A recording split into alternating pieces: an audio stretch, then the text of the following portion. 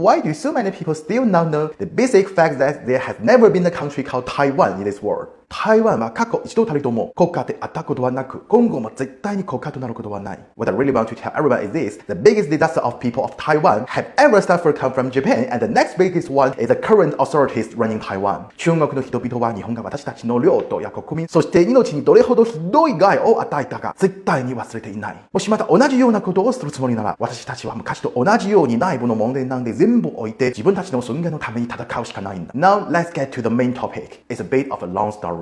China has a famous historical period known as the Three Kingdoms era. However, the English translation the Three Kingdoms is actually quite inaccurate. In the Western understanding, it feels similar to medieval Europe with kingdoms like France, Spain, and England kingdoms, each independent and competing for power. But China's three kingdoms were actually three empires. Unlike Europe, in 1,800 years ago, after the fall of the Eastern Han dynasty, in China, the states of Wei, Shu, Han, and Wu were established, and each of them claimed its own ruler was the true emperor of all China. None of them acknowledged the legitimacy of the other two emperors. This reflects two long-standing ideas in Chinese history. First, the concept of legitimate succession defined since the Zhou dynasty, and the idea of unified rule firmly established since the Qing dynasty. Once you understand these, you can see why today, even though mainland China and Taiwan province have different systems and governments, there is still no dispute in the belief that both sides belong to one China, and why there is such strong determination to uphold unity. The island of Taiwan looks quite insignificant on the world map.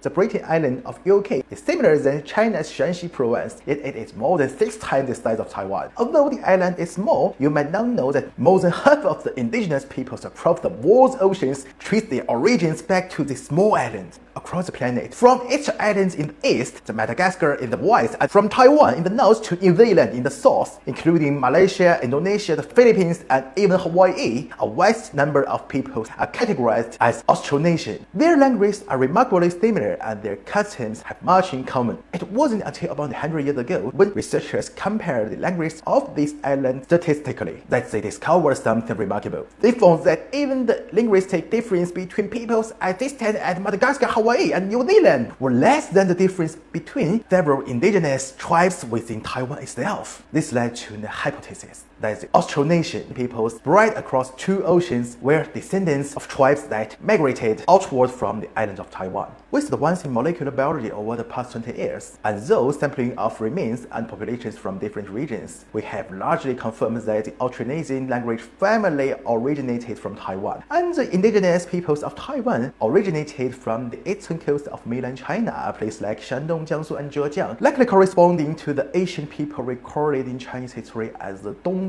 However, as early as 3,000 years ago, the Austronesian-speaking groups on the Chinese mainland gradually came under Chinese rule and eventually became part of the Han ethnic group. But although the island of Taiwan is part of the continental shelf of mainland China, because of strong ocean currents and monsoon winds, and because China was a traditional agrarian empire, Taiwan never developed a formal centralized state. It remained largely a Neolithic state, with indigenous tribes living in scattered settlements. At that time, China referred to it as Yizhou. Yi means the Dongyi and Zhou means island. It wasn't until about 1,400 years ago that China finally ended a long period of turmoil that had persisted since the late Han dynasty, and the Sui dynasty reunified China. Because of over 4 centuries of warfare, Goguryeo from the northeast had taken control of China's northeast region. Across the sea, the island nation of Japan began extensively studying Chinese culture and institutions, and gradually developed into the centralized state. Thus, the Sui dynasty began to take note of potential threats from across the eastern seas and officially reached the islands of Taiwan. At that time, they called Taiwan Liuqiu. Their records of local fishing and hunting as well as tree house and stilt houses matched the custom of indigenous groups such as Amis and Payuma. However, the central Chinese government still did not establish direct rule over Taiwan. During the Tang, Song, and Yuan dynasties, reference to the island of Liuqiu remained sporadic and limited. Then about 600 years ago, China entered the Ming dynasty. It was also an era when global maritime trade flourished. Chinese porcelain, silk, and tea are important export goods by both Europe and Japan. Large quantities of silver from South America and Japan began flowing into China. However, as a traditional agrarian empire, the Ming dynasty imposed strict limitations on merchants.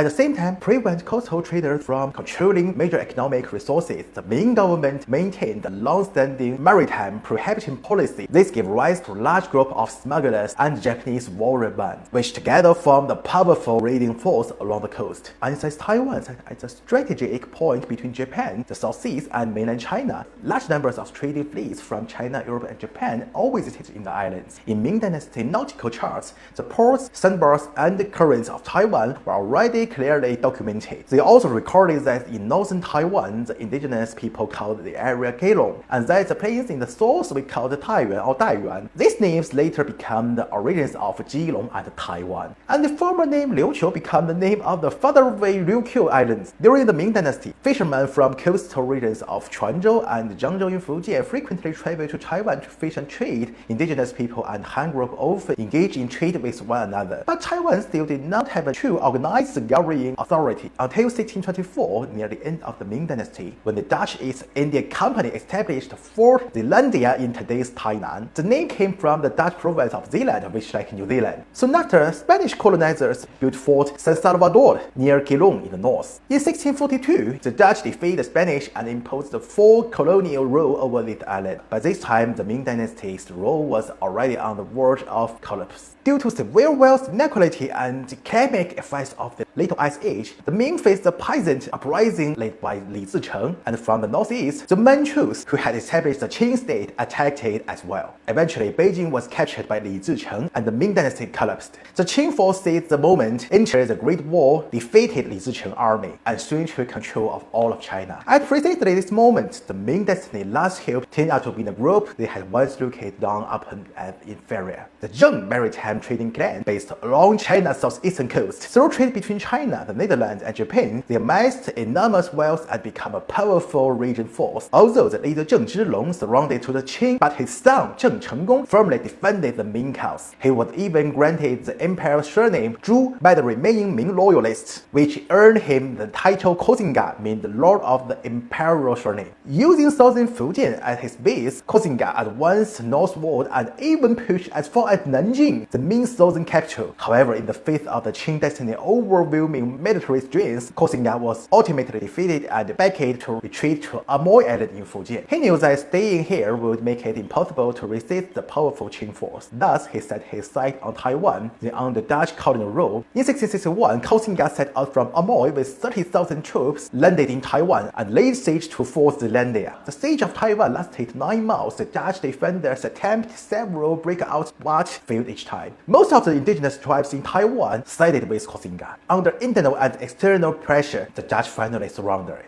Koxinga proclaimed himself the Prince of Yanping, continued to regard himself as part of the Ming Empire, and vowed to restore the Ming and resist the Qing. From this, we can see that the Zheng regime seized its authority from Dutch colonial rule. It was a just anti-colonial war. And since the indigenous peoples had never established a formal state, their acceptance of Zheng rule was entirely legitimate in terms of legal principles. More importantly, the Zheng regime always saw itself as part of China's Ming Empire, and never as an independent kingdom. If the Anglo-Saxons could occupy the Celtic inhabited island of Britain and still call the resulting state England, and if the bloody Anglo-French colonization of North America could from the nation called the United States, then Taiwan, an undisputed part of Chinese territory, has a far stronger claim to legitimacy than any of those examples. Thus, although the Qing dynasty later defeated the Zheng regime in the Battle of Penghu, this too was merely a continuation of the Ming-Qing conflict, an internal Chinese civil war. After the Qing established rule over Taiwan, the Chinese Han ethnic group with more advanced agricultural techniques gradually populated the island plains and became the overwhelming majority there. The indigenous peoples become collectively known as the Gaoshan ethnic groups, continuing their hunting and gathering lifestyle in Taiwan's mountainous regions. However, during the Qing dynasty, Japan's ambitions gradually expanded. As early as the late Ming dynasty, they had already divided Korea but were eventually defeated by Ming Chinese forces.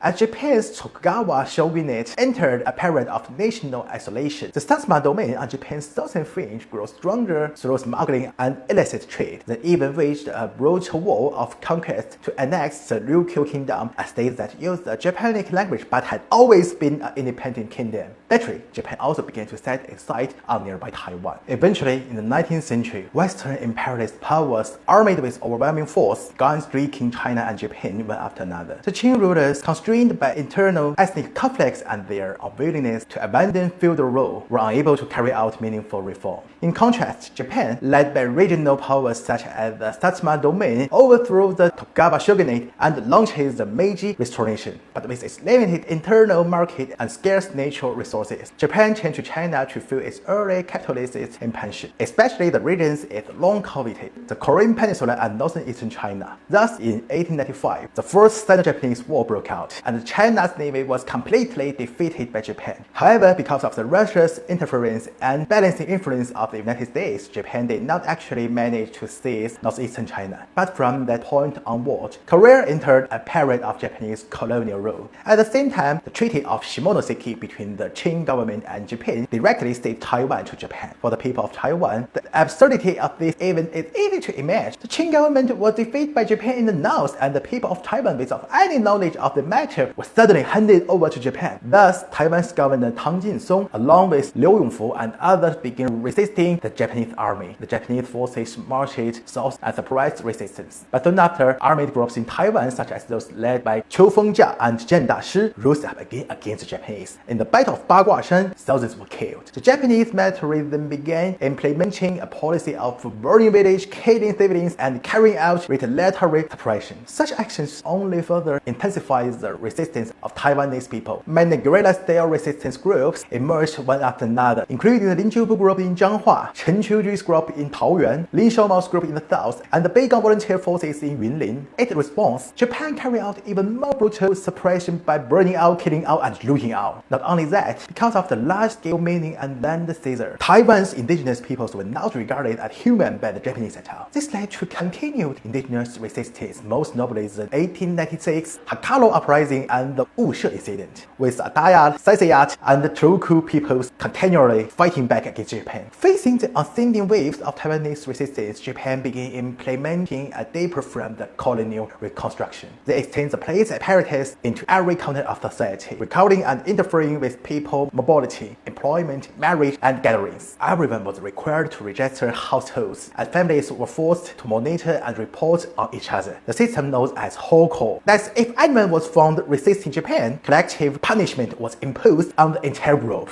These schools began teaching Japanese, pushing Taiwanese to abandon their native beliefs and adopt worship of the emperor and Shintoism, a process called Kominka. At the same time, Japan selected a number of landlords and wealthy families willing to cooperate, help them grow in power, and use them as local proxies. In this way, Taiwan was completely transformed into Japan's most important supplier of raw materials. Locals were forced to cultivate sugarcane and camphor, a key ingredient in gunpowder. Ordinary Taiwanese people become colonial laborers and serfs, treated as inferior people. And in this way, Japan's ambitions eventually expanded to the point where it's planned to fully invade China and dismantle the Chinese nation. It carried out large-scale massacres in China and allied itself with Germany and Italy, forming a fascist bloc that committed crimes against humanity. In the end, Japan was crushed and the buried trash heap of history by the combined force of the global anti-fascist alliance. By the time it was already 1945, and the full half-century had passed since Taiwan had been occupied. With Japan's defeat, Taiwan finally returned to China. Throughout the island, apart from a small group of imperial subjects who had fully submitted to Japan, most ordinary Chinese people were filled with excitement over the restoration. They felt that at least they no longer needed to live in fear and could regain the dignity of being citizens. However, things quickly took a sharp turn. At the time, China was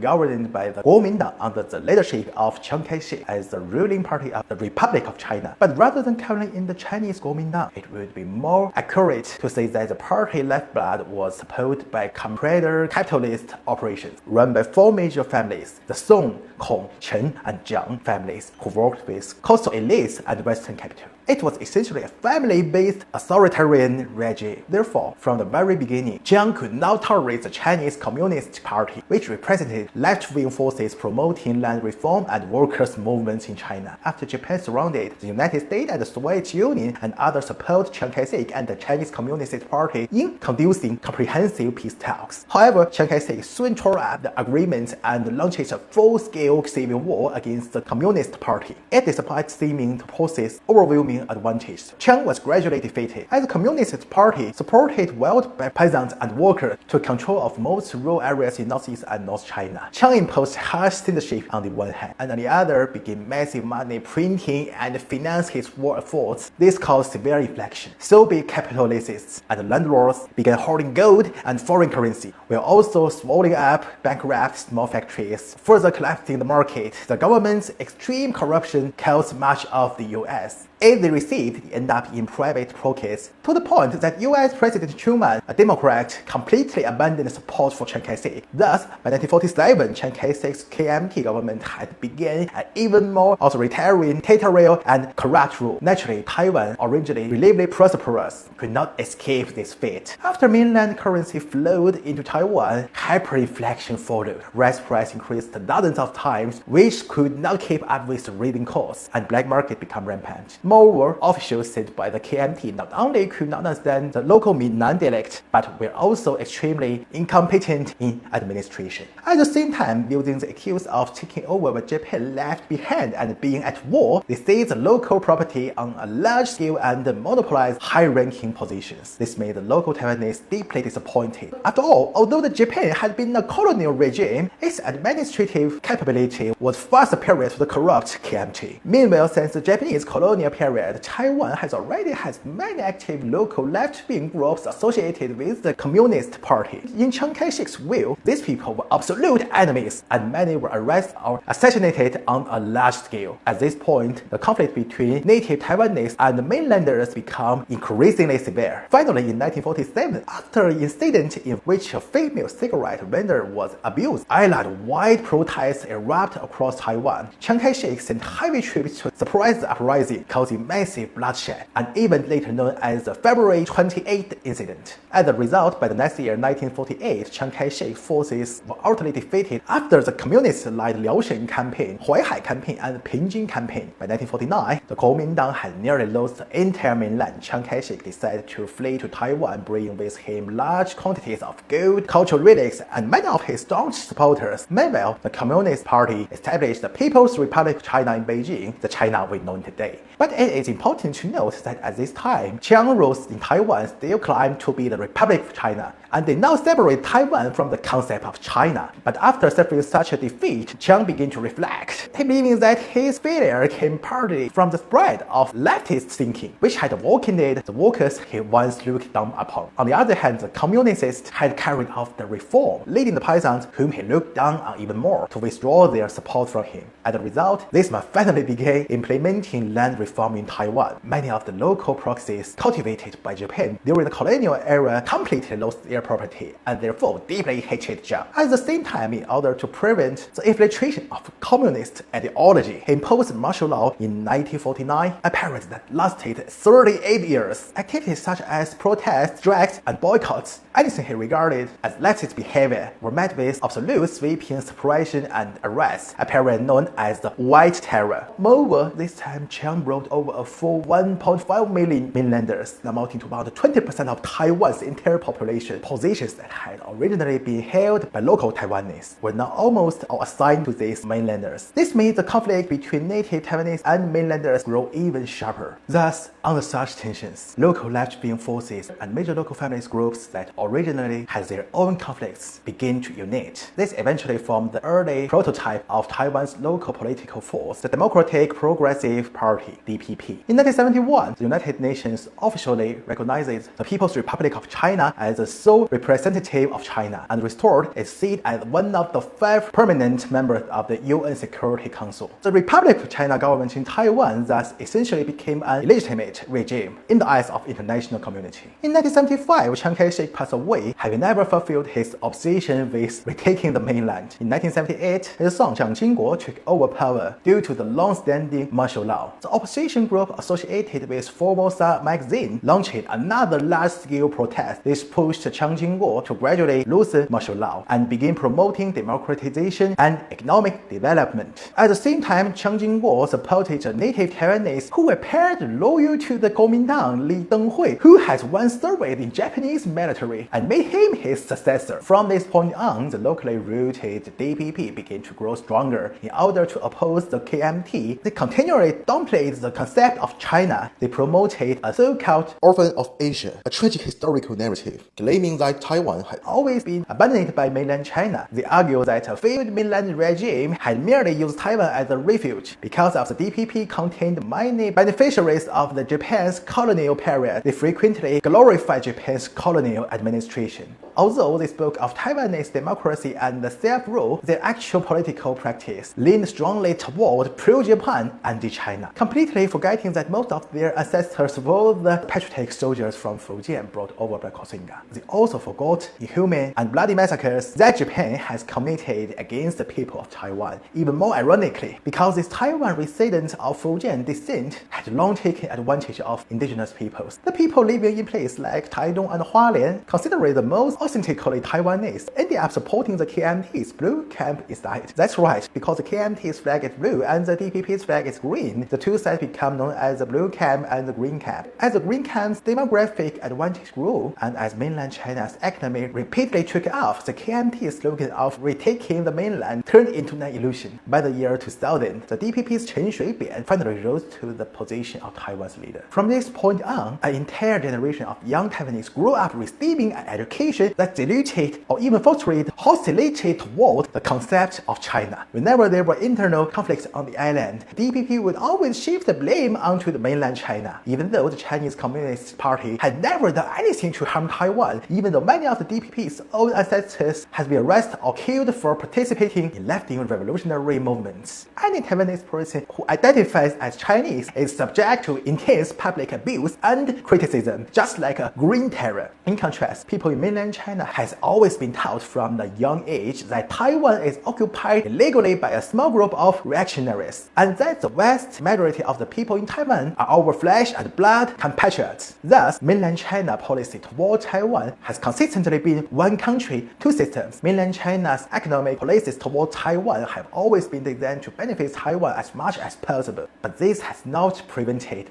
extreme, unjustified hate speech, vicious insults toward China, and even toward the Chinese nation itself, from flooding every corner of the internet under the DPP's encouragement. Even so, ordinary Chinese people have continued to maintain maximum friendliness and restraint. Let's not forget that 116 years ago, even the federal United States could not allow the southern states to succeed and had to rely on war to maintain national unity. All the more so today, since the modern international order is built upon the post-WWII Yalta System and the framework of the UN Charter. Under this system, the territory of any country is scarce and inviolable. Since the end of the World War II, when Taiwan was restored from Japan to China, China's territorial boundaries have been clearly established. Within this territorial scope, any separatist or aggressive action seriously violates both China's constitution and the international order. At the same time, let's also remember that under this very system, Japan, the principal perpetrator of World War II, is still a defeated nation, a normalization-restricted state subject to supervision by the entire world. Japan's national security depends entirely on arrangement maintained by the victorious powers of World War II.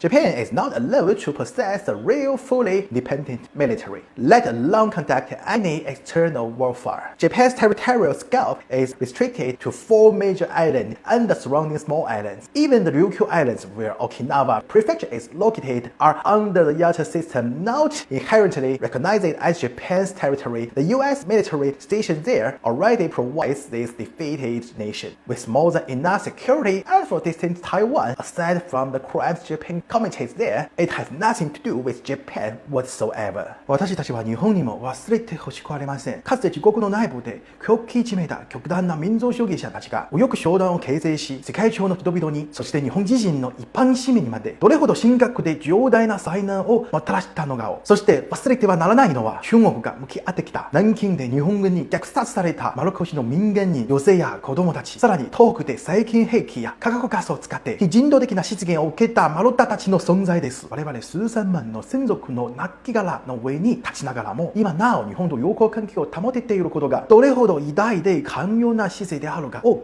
えてほしいのです。私たちが受けてきた教育は常に歴史を覚える根本的な理由は歴史から教訓を学ぶためであるということでした。だからこそ私たちは自立自強し、封建主義や帝国主義に反対し、中国が再び反動勢力のまな板の上の肉のようにはならないよう努力してきました。だから、たとえ今の中国が世界第2の経済大国であっても、建国から70年以上、その力を利用して侵略、植民、内政に干渉したりしたことは一度もありません。中国を貶めたり、侵害したりする様々な行為に対しても、私たちはずっと活性を保ち続けています。しかし、我々は自ら進んで活性しているからといって永遠に活性しなければならないという意味ではありません。そして中国を邪悪な存在の敵にして何度もテーマや攻撃を浴びせられた時に、その根源を解決する力が中国にないという意味でもありません。日本はもしかすると中国の態度や経済競争に適応できていないのかもしれません。だから自分に原爆を2発落とした上に鉄板焼きにまでした海の向こうの町内国に必死にしがみつき、遠行侵攻的な外交をし、台湾用事は日本用事だという極めて愚かな発言をするのでしょう。しかし忘れないでください。その言葉の中で What である以外は台湾も用事も日本も全て古代中国から借りるものだ。もし中国の態度に適応できないのから自分たちの祖先に問いかけてみてください。鬼を参拝するその時にでも、なぜ同じ言語を話す文明が5000年もの間これほど大きな冷凍と規模を保ち続け、この世界に存在し続けられたのかを、そして中国があなた方のこの島国を歴史本来の位置へ戻す能力が